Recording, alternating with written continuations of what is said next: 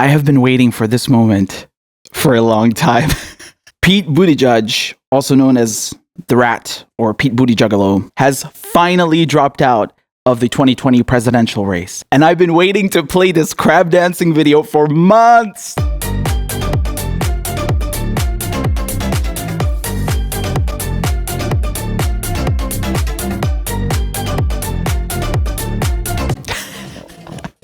This guy has probably been the most inauthentic, fake, plastic, manufactured candidate in this entire race. And it is so good to finally see him gone.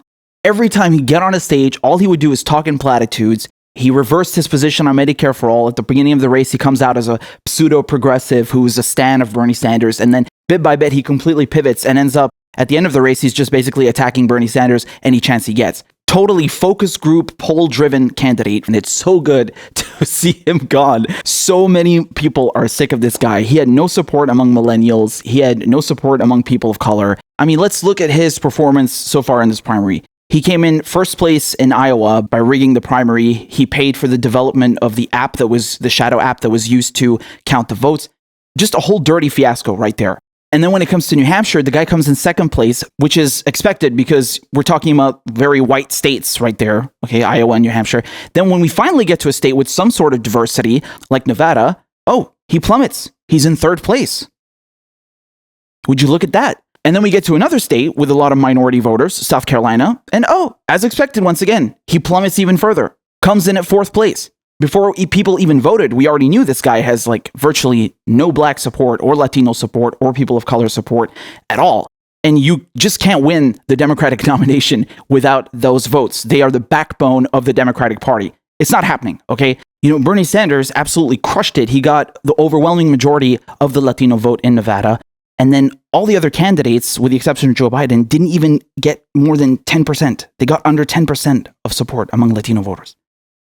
Terrible, disastrous. We go to South Carolina and Buttigieg gets 2% of the black vote. I mean, this is disastrous. Even when we're talking about national polls, I've seen some polls where Buttigieg, his black support is so low, there wasn't even a number there. It's just inexistent. If people actually knew the racist crap that he's done, firing the black police chief, not investigating shooting of unarmed black civilians, refusing to use body cams, the guy was even against Black Lives Matter. He said that Blue Lives Matter is equal to Black Lives Matter. He refused to take a position on that and effectively said that the BLM movement doesn't matter. I mean, that's the kind of guy we're talking about, right? So just from that angle alone, you already knew that he had a big issue. And when it comes to the fundraising, I mean, this guy, he had become the darling, essentially, of the elite donor class. He was doing the whole circuit. He had actually outraised Joe Biden. The billionaire class had kind of turned away at the pitiful sight of Joe Biden's crumbling campaign. And then they turned their eyes towards Pete Buttigieg. And he becomes their darling, and they start feeding him all these nice fat checks. And as you all know, he has 40 plus billionaire donors. I mean, generally speaking, the guy wasn't doing as bad as other campaigns. He was definitely in the top tier, but even his grassroots support started crumbling. Take a look at this. This is from CNN. So according to his financial filing for January, the former mayor entered February with $6.6 million in the bank and spent 227% more than they raised the first month of 2020. And the campaign has yet to hit their goal of raising $13 million before Super Tuesday.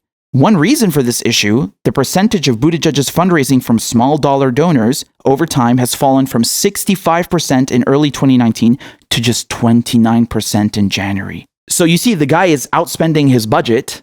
And on top of it, his support from grassroots donations, which he claims he has so many of, because you remember every time Bernie Sanders brings up the fact that Pete Buttigieg is a bought corporate hack, his response is that, hey, that's not true. And he even talked over Bernie Sanders' entire response, and the moderators did nothing. And his response to Sanders, to this attack, is that, no, I don't just have billionaire donors.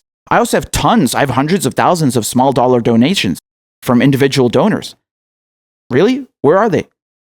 He had some at the beginning. You know, this initial bump, the momentum from the media, being in the debates, etc. But you have to keep that going over time. That's the hallmark of a real political movement. I just did a video about Bernie Sanders. He raised $46 million this month alone in February. And you know the big takeaway from that? 350,000 new donors, new people who have never donated to Bernie Sanders. Where are we now? This is a year after he's announced his candidacy. And he's still growing. That's a real political movement. That's something that can go against Donald Trump. That's someone who can actually win the Democratic primary. So no matter what Pete Buttigieg says, he is a corporate bought politician and he has no grassroots support. It's just not there. And another thing, take a look. Those money problems have led the campaign to only reserve $1.6 million in television ads in Super Tuesday states. So this is the other point I wanted to get to about Super Tuesday. I mean, the guy's budget is $1.6 million. Dude, that's a third of the delegates being awarded that day. You know what Bernie Sanders' budget is? $20 million.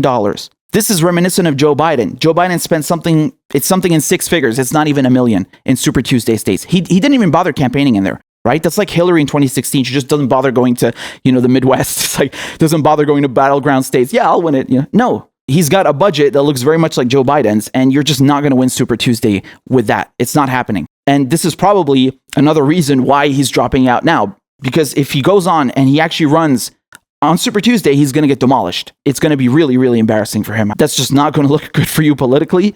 And I wish other candidates would follow suit, because I don't know what Elizabeth Warren is thinking is going to happen to her, or Joe Biden. I don't know what they're expecting on Super Tuesday. But just to further echo that point, take a look at these polls from California. Bernie Sanders has a 20-point lead at 33.1%. Look at where Buttigieg is, right at the bottom, 8% in California.